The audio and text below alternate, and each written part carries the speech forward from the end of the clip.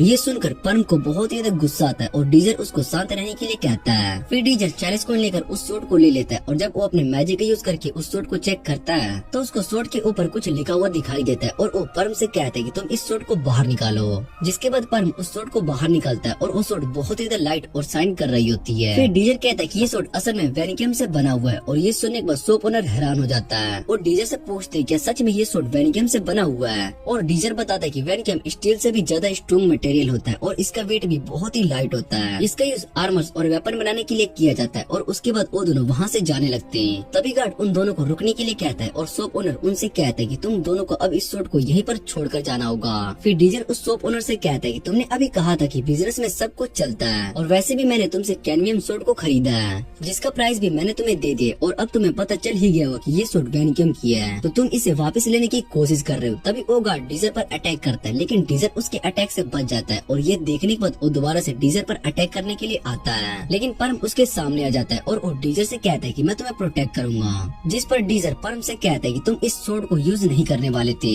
ये सुनने के बाद परम घबरा जाता है और डीजर से कहता है कि मैं बस मजाक कर रहा हूँ। फिर वो गार्ड परम पर अटैक करने लगता है लेकिन परम बहुत ही फास्ट होता है जिस वजह से वो उनके सभी अटैक से बच जाता है। परम अब उस पर अटैक करना शुरू कर देता है जिससे कि वो गार्ड अपने स्वॉर्ड से ब्लॉक करने लगता है लेकिन फिर भी उस गार्ड को बहुत ही ज्यादा चोट आती है। फिर वो गार्ड दोबारा से परम पर अटैक करता है लेकिन उसका स्वॉर्ड नीचे जमीन पर फंस जाता है और ये देखने के बाद परम उस पर अटैक करने के लिए आता है लेकिन तभी वो गार्ड परम को एक किक मारता है जिससे कि परम दीवार पर जाकर टकरा जाता है और डीजर परम का कॉन्फिडेंस बढ़ाता है और उससे कहता है कि तुम इसको हरा सकते हो। ये सब सुनने के बाद परम उस गार्ड पर अटैक करने के लिए आता है और उसके अटैक से बचने के बाद वो उस पर पीछे से अटैक करने के लिए जा रहा होता है। ये देखकर गार्ड भी स्माइल करने लगता है और वो पीछे मुड़कर परम पर अटैक करता है। डीजर को लग रहा होता है कि शायद से परम का ये अटैक उसको लग जाएगा लेकिन परम अपनी स्वॉर्ड से उस गार्ड की स्वॉर्ड को काट देता है और उसको मारकर वहीं पर बेहोश कर देता है। ये देखकर डीजर भी खुश हो जाता है और वो दोनों वहाँ से जाने लगते हैं। तभी शॉप ओनर उन्हें बताता है कि तुम उस डोर को ओपन नहीं कर सकते हो क्योंकि ये डोर सिर्फ वही गार्ड खोल सकते हैं जो कि अब बेहोश है। पर परम उसकी बातों को नहीं सुनता है और अपने स्वॉर्ड से डोर को काट देता है। ये देखकर शॉप ओनर बहुत ही हैरान हो जाता है और दोनों वापस से एकेडमी आ रहे होते हैं।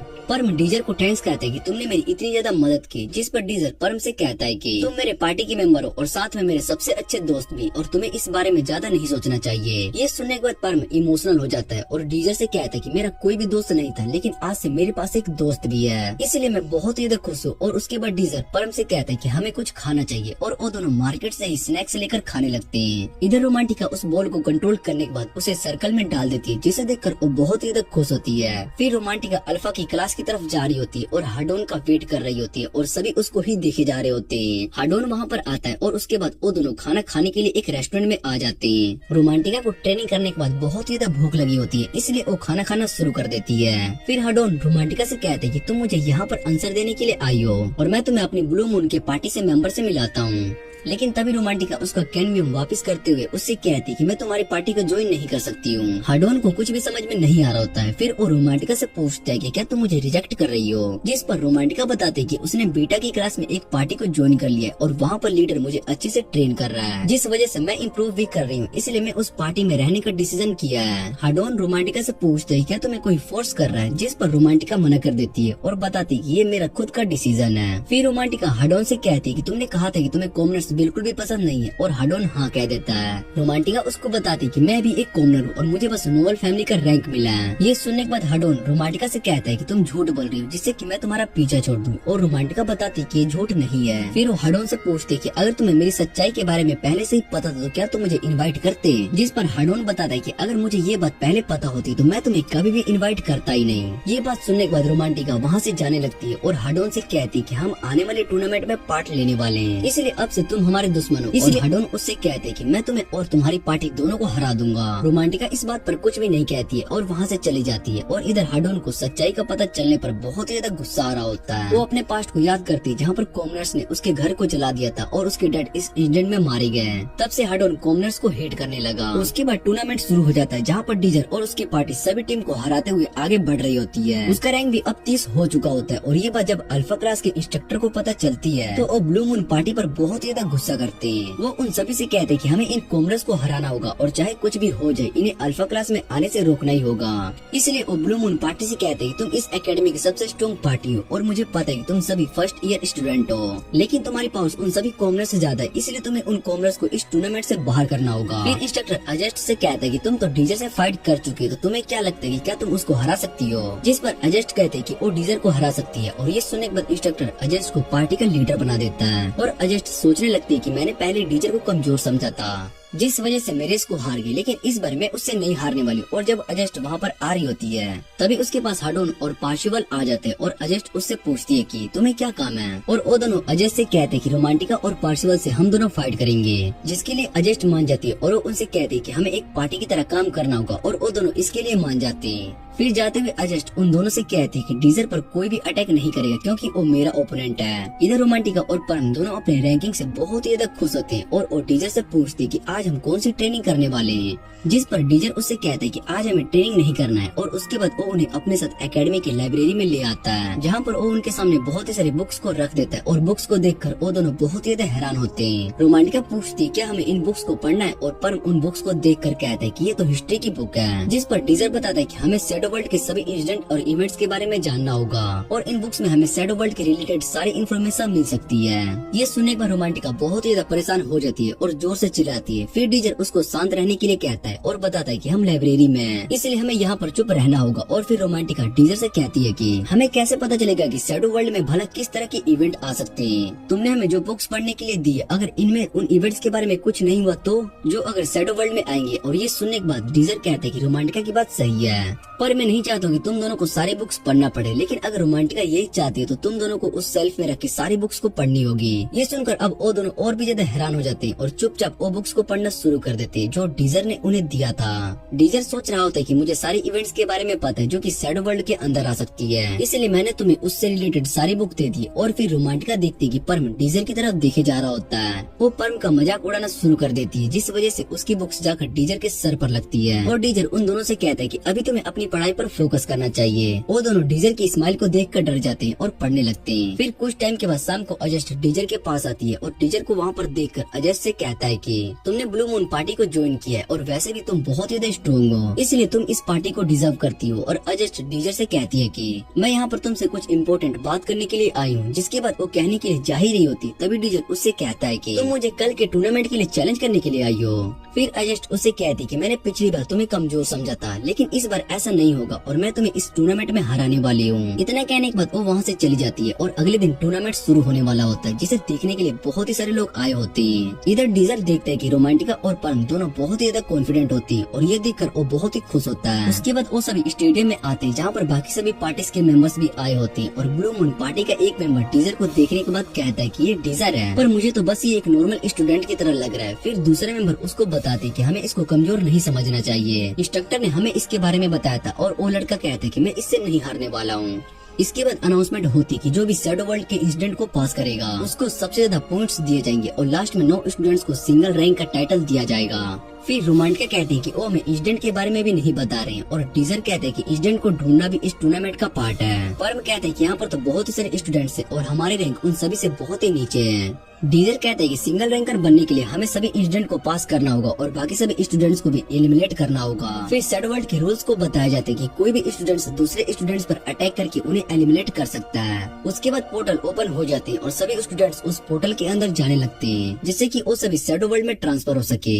इधर हम डीजर को देखते हैं जो कि शैडो वर्ल्ड में आने के बाद सोचता है कि सबसे पहले मुझे परम और रोमांटिका को ढूंढना होगा। जैसे ही वो आगे जा रहा था तभी उस पर आइस मैजिक से अटैक होता है, जिससे कि डीजर बच जाता है। फिर वहाँ पर ब्लू मून पार्टी की वही लड़की आ जाती जो कि कुछ देर पहले डीजर के बारे में बात कर रही थी। वो अपने आइस मैजिक का यूज करके डीजर पर अटैक करते, जिससे कि डीजर अपने फायर मैजिक से रोक देता है। फिर वो लड़की एक साथ 2 मैजिक का यूज करके डीजर पर अटैक करना शुरू कर देती है और डीजर से कहती है कि तुम कॉमनर्स कभी भी इस तरह के अटैक नहीं कर सकते हो, लेकिन डीजर उसके अटैक को रोक देता है और तभी वो लड़की अपने मैजिक से वहाँ पर टोर्नेडो ला देती है। फिर डीजर अपने इनवर्स मैजिक का यूज करके उसके मैजिक को खत्म कर देता है और वो उससे कहता है कि तुम्हें अपने मैजिक को ठीक से कंट्रोल करना नहीं आता है, अभी तो मैं बहुत उसकी प्रैक्टिस की जरूरत है। और इतना कहने के बाद वो अपने आइस मैजिक का यूज करके उस पर अटैक कर देता है। वो लड़की उसके अटैक को रोकने के लिए बैरियर बना लेती है, और वो बैरियर उस अटैक को नहीं रोक पाता है, और वो अटैक लगने के बाद वो लड़की एलिमिनेट हो जाती है। फिर डीजर कहता है कि मुझे जल्दी से अपने टीममेट्स को ढूंढना होगा। इसी के साथ पार्ट 1 यहीं पर एंड हो जाता है। तो मिलते हैं इसके अगले पार्ट में। अगर आपको इसका अगला पार्ट चाहिए तो मुझे कमेंट में जरूर बता देना, और वीडियो अच्छी लगे तो वीडियो को लाइक करके चैनल को सब्सक्राइब जरूर कर लेना। तो मिलते हैं इसके अगले पार्ट में।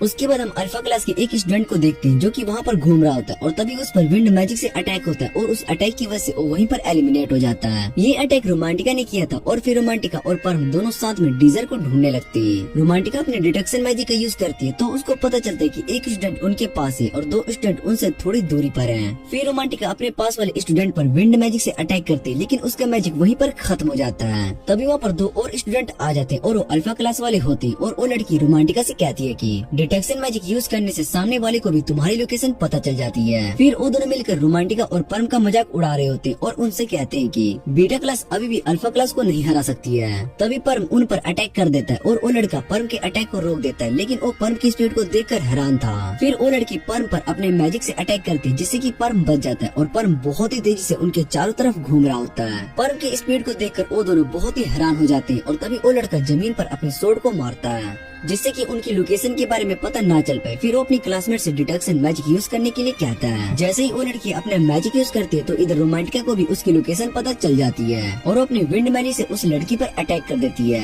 रोमांटिका की इस अटैक से वो लड़की एलिमिनेट हो जाती है, और ये देखकर वो लड़का बहुत ही हैरान हो जाता है। फिर रोमांटिका उस लड़के से कहती है कि पहले तुमने अपनी लोकेशन को हाइड किया था, लेकिन बाद में तुम्हारी क्लासमेट ने डिटेक्शन मैजिक का यूज किया, जिससे कि मुझे भी तुम्हारी लोकेशन का पता चल गया। फिर परम उस लड़के से कहते हैं कि तुम्हें फाइट से अपना ध्यान नहीं हटाना चाहिए, और उस पर अटैक कर देता है, लेकिन वो उसके अटैक से बच जाता है, और तभी रोमांटिका अपने विंड मैजिक से अटैक करके उसको भी एलिमिनेट कर देती है। परम और रोमांटिका दोनों अपनी जीत से बहुत ही खुश हो जाते हैं, और परम बताते हैं कि डीजर की ट्रेनिंग के बाद हम दोनों पहले से बहुत ही स्ट्रॉन्ग हो चुके हैं। तभी रोमांटिका गुस्से में डीजर को बाहर आने के लिए कहती है, और डीजर वहाँ उन दोनों के सामने आता है, और वो उनसे कहता है कि तुम दोनों पहले से बहुत ही स्ट्रॉन्ग हो चुके हो। रोमांटिका सोच रही होती कि मैं ट्रेनिंग के बाद डीजर से बहुत ही स्ट्रॉन्ग हो चुकी होंगी, पर डीजर ने उसकी मैजिक को दोबारा से इन्वर्स कर दिया। फिर डीजर रोमांटिका के सर पर अपना हाथ फेरते हुए उसकी तारीफ कर रहा होता है, और इन सब से रोमांटिका को बहुत ही ज्यादा गुस्सा आ रहा होता है। उसको ऐसा लग रहा होता है कि डीजर उसको अपना पेट समझ रहा है। डीजर देखता है कि शैडो वर्ल्ड का टाइम अब ओवर होता जा रहा है, और दूसरी तरफ स्टूडेंट का ग्रुप एक स्टूडेंट को एलिमिनेट कर देता है। इधर डीजर रोमांटिका और परम दोनों को बताते हैं कि शैडो वर्ल्ड से बाहर निकलने के लिए 2 रास्ते। पहला हमें शैडो वर्ल्ड को क्लियर करना होगा, दूसरा हमें बाकी के स्टूडेंट्स को एलिमिनेट होने तक का वेट करना होगा, जिससे कि सिर्फ 9 स्टूडेंट्स इस शैडो वर्ल्ड के अंदर बच पाएंगे,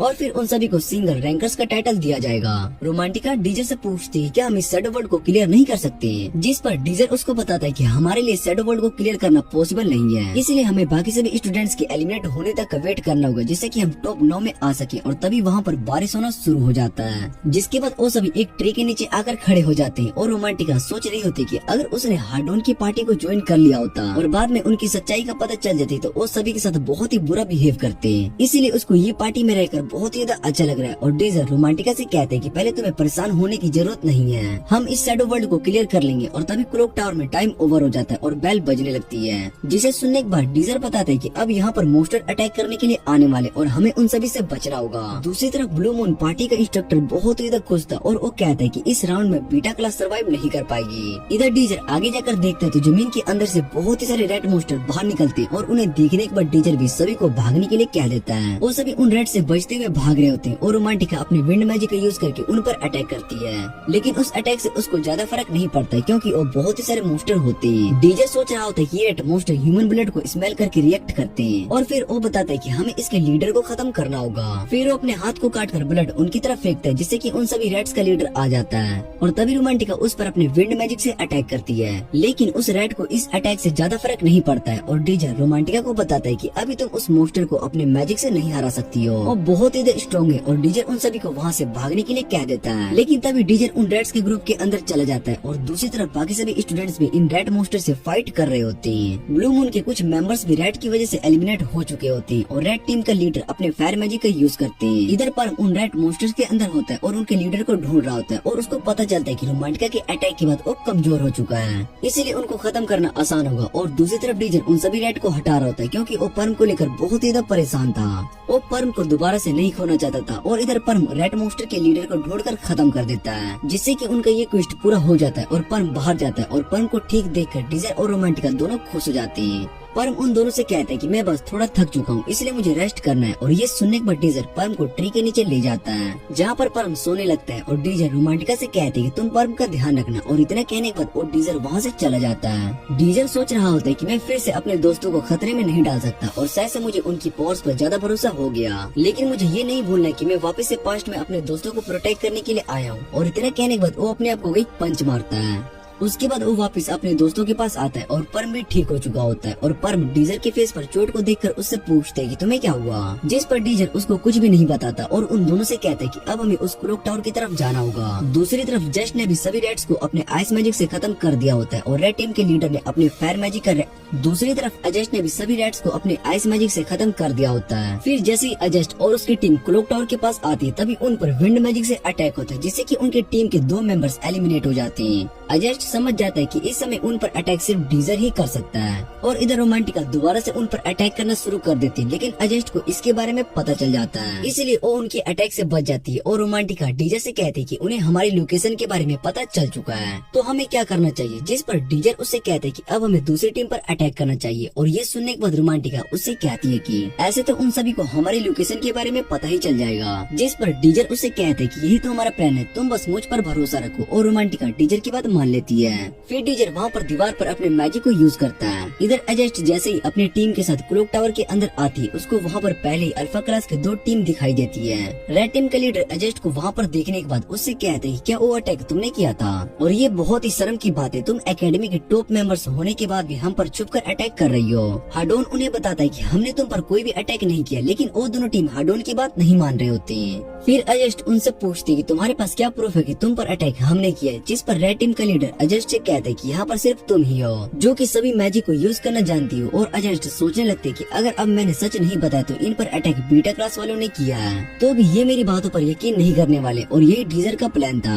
वो असल में यहाँ पर हम सभी को आपस में लड़वाना चाहता था। फिर हाडोन और पास्कल भी फाइट के लिए रेडी हो जाते और तभी अजस्ट आगे आती है और उन दोनों से कहती कि इन्हें मैं अकेले ही हरा सकती हूँ, जिसे सुनने के बाद रेड टीम का लीडर गुस्सा हो जाता है और अजस्ट पर अपने फायर मैजिक से अटैक करता है। और ये सब देखने के बाद रेड टीम का मेंबर हंसते हुए कहते हैं कि तुमने हमारे लीडर की पावर को कम समझने की गलती की है। तभी अजस्ट उसके पीछे आ जाती है और उसे एक किक मारती है, जिससे कि वो दूर जाकर गिरता है। और फिर अजस्ट अपने मैजिक से उसकी टीम की एक लड़की को आइस में जमा देती है। ये सब देखने के बाद रेड टीम का लीडर ग्रीन टीम से मदद मांगता है और कहता है कि हमें सिंगल रैंकर बनने के लिए सबसे पहले इन्हें हराना होगा। ग्रीन टीम भी उसकी बात मानकर अजस्ट पर अटैक करना शुरू कर देते हैं और अजस्ट भी उन सभी से लड़ने लगती है। दूसरी तरफ डीजर और उसकी टीम नीचे फाइट की आवाज को सुन रहे होते हैं और तभी आवाज आना बंद हो जाती है और परम कहते हैं कि शायद से फाइट खत्म हो चुकी है और हमें नीचे जाकर फाइट करना चाहिए, जिस पर डीजर कहता है कि ऐसा कुछ भी नहीं है, अगर ऐसा होता तो हमें अनाउंसमेंट सुनाई देती। और फिर अजस्ट और उसकी टीम ऊपर आ जाती है। अजस्ट डीजर से कहती कि शायद से तुम्हारा प्लान फेल हो चुका है, जिस पर डीजर उसको बताता है कि मैंने सोचा नहीं था कि तुम सभी अल्फा क्लास के स्टूडेंट्स आपस में लड़कर एक दूसरे को एलिमिनेट कर दोगे, पर शायद से तुम्हें मेरा प्लान पता चल गया। और अजस्ट डीजर से कहती कि मैंने उन सभी को बस अपनी आइस में फ्रीज कर दिया, जिससे कि वो एलिमिनेट ना हो सके। और डीजर से कहती कि अगर तुम्हें सिंगल रैंकर का टाइटल चाहिए तो उसके लिए तुम्हें मुझे हराना होगा। फिर वो तीनों उसके सामने आ जाते हैं और अजस्ट आइस मैजिक का यूज करके डीजर को दूसरे फ्लोर पर ले जाती है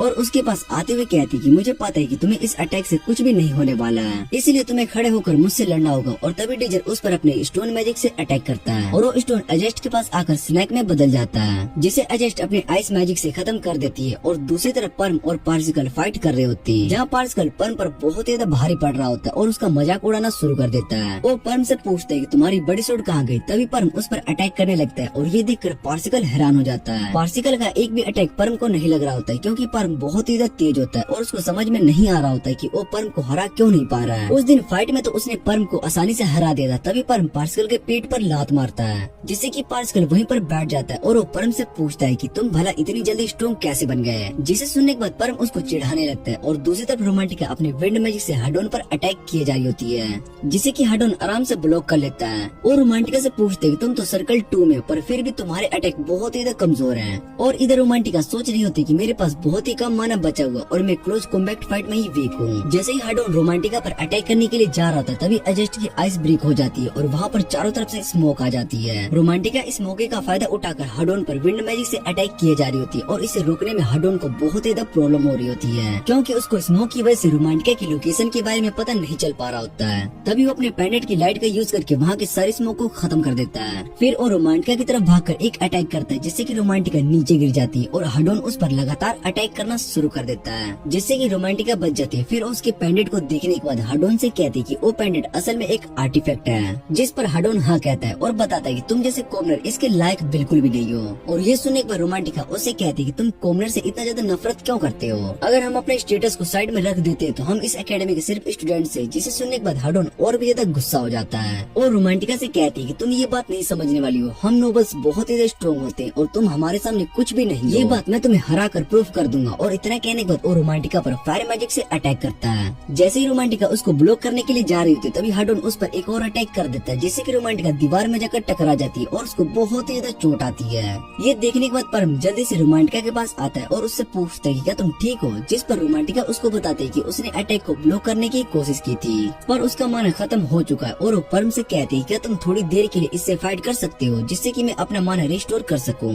परम इसके लिए मान जाता है और इधर हाडोन गुस्से में कहते हैं कि मैं सभी कॉमनर को अकेला ही हरा सकता हूँ। इतना कहने के बाद वो उन दोनों पर अटैक करने के लिए आगे बढ़ता है। परम भी उससे फाइट करने के लिए सामने आ जाता है पर हाडोन उसको पत्थर में बंद कर देता है, जिसे देखकर रोमांटिका हैरान हो जाती है। और जैसे ही हाडोन उस पर अटैक करने वाला होता है तभी परम उस पत्थर को काट कर बाहर आ जाता है और हाडोन पर अटैक करके उसको दूर फेंक देता है। पार्सकल हाडोन से कहते हैं कि मैं उस लड़के से फाइट करता हूँ, जिस पर हाडोन उसको मना कर देता है और कहता है कि तुम्हें इस फाइट में इन्वॉल्व होने की जरूरत नहीं है और मैं इन सभी को अकेला हरा सकता हूँ। जिसे सुनने के बाद पार्सकल दीवार के पास जाकर खड़ा हो जाता है और इधर रोमांटिका सोच रही होती है कि वो परम को इस फाइट में इन्वॉल्व करके उस पर बोझ बन रही है। इसलिए वो परम से कहती है कि तुम जाके पार्सकल से फाइट करो और मैं हाडोन से फाइट करूंगी। पर परम को पता होता है कि रोमांटिका उससे ये सब क्यों कह रही है, इसलिए वो रोमांटिका को बताता है कि हमने साथ में सिंगल रैंकर्स बनने का प्रॉमिस किया था, इसलिए मैं तुम्हें अकेला नहीं छोड़ने वाला हूँ। वैसे भी डीजर को हम पर पूरा भरोसा है। और उसके बाद रोमांटिका डीजर की बात को याद करने के बाद कॉन्फिडेंट हो जाती है और परम को थैंक्स कहती है। दूसरी तरफ अजेस्ट डीजर पर अपने आइस मैजिक से अटैक करती है पर डीजर अपने इनवर्स मैजिक का अटैक करके उसको खत्म कर देता है। फिर अजेस्ट डीजर पर अटैक करने के लिए मैजिक सर्कल का यूज करती है, लेकिन डीजर उसके मैजिक सर्कल को भी खत्म कर देता है। और उसके बाद अजेस्ट डीजर के पीछे आइस अटैक करती है, लेकिन डीजर उसको भी अपने इनवर्स मैजिक से खत्म कर देता है। और उसके बाद वो अजेस्ट पर फायर मैजिक से अटैक करता है, जिससे कि अजेस्ट बच जाती है और पीछे जाने लगती है। लेकिन तभी उसके पीछे से फायर अटैक होता है और अजेस्ट खुद को आइस में फ्रीज करके प्रोटेक्ट कर लेती है।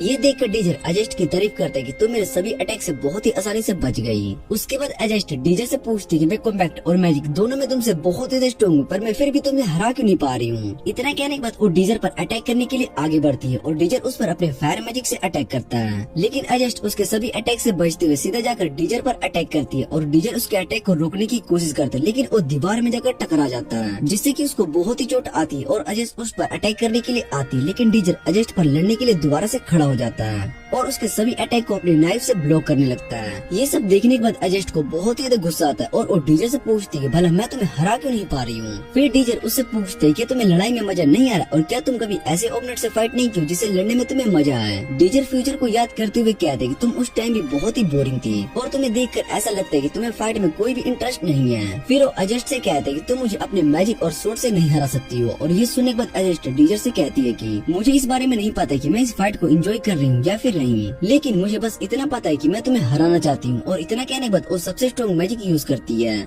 जिससे कि पूरा फ्लोर एक आइस बन जाता है और अजेस्ट एक चेयर पर बैठकर डीजर पर अटैक कर रही होती है और डीजर उसके अटैक से बच रहा होता है। अजेस्ट अपने मैजिक सर्कल का यूज करके अटैक करती है, लेकिन डीजर अपने यूनिवर्स मैजिक का यूज करके सभी को खत्म कर देता है और सोचने लगता है कि इस रूम के अंदर अजेस्ट अपने मैजिक से बहुत सारे अटैक कर सकती है और इसकी कोई भी लिमिट नहीं है। वो इतने कम एज में ये सब कर पा रही है और इस बात से डीजर बहुत ज्यादा इम्प्रेस हो जाता है और फिर वो उसके सभी अटैक को यूनिवर्स मैजिक से खत्म करने लगता है। अजेस्ट अपने हजारों मैजिक सर्कल का यूज कर रही होती है, लेकिन डीजर भी उसके सभी मैजिक सर्कल को खत्म किए जा रहा होता है। अजेस्ट ये सब देखने के बाद सोचने लगती है कि मुझे इसको हराने के लिए कुछ और करना होगा और उसके बाद वो अपने चेयर से उठकर अपनी स्वॉर्ड को उठा लेती है और वो वापिस से नॉर्मल हो जाता है और अजेस्ट की स्वॉर्ड से लाइट ग्लो कर रही होती है, जिसे देखकर डीजर खुश हो जाता है। दूसरी तरफ परम हार्डोन पर अटैक करके उसको दूर फेंक देता है और रोमांटिका से कहता है कि ये बहुत ज्यादा स्ट्रॉन्ग है और हमें इसको जल्दी से हराना होगा। अगर पास्कल ने इसके साथ फाइट ज्वाइन कर ली तो हमारे लिए बहुत ही मुश्किल हो सकता है। और इधर हार्डोन पास्कल के साथ में लड़ने के लिए कहता है, जिसके बाद वो दोनों अलग अलग डायरेक्शन से पर्म और रोमांटिका पर अटैक करने के लिए आ रहे होते हैं। और जैसे ही करीब आते हैं, रोमांटिका उन दोनों पर अपने विंड मैजिक से अटैक करती है, जिसकी वजह से वो दोनों एलिमिनेट हो जाते हैं। और अजस्ट अपनी सोड को ट्रांसफॉर्म कर देती है, जिसे देखकर डीजर कहते हैं कि ये तो मैजिक सोड है,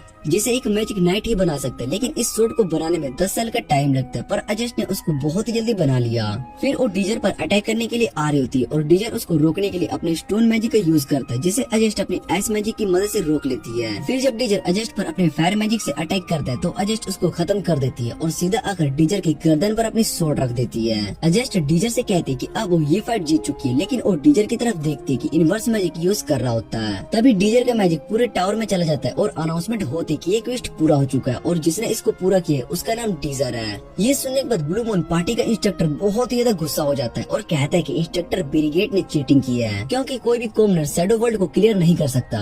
फिर प्रिंसिपल अपने पास खड़े टीचर से बात करके उनसे सिंगल रैंकर्स की लिस्ट लेता है और बताता है कि मैंने पहले सिंगल रैंकर्स की लिस्ट बना ली थी। जिसे सुनने के बाद एक इंस्ट्रक्टर प्रिंसिपल से पूछती है कि जब आपने लिस्ट बना ली थी तो हमें इस मीटिंग में किस लिए बुलाया। प्रिंसिपल उन सभी से कहते हैं कि मैं उन सभी का ओपिनियन जानना चाहता था, लेकिन कुछ लोगों का ओपिनियन जानकर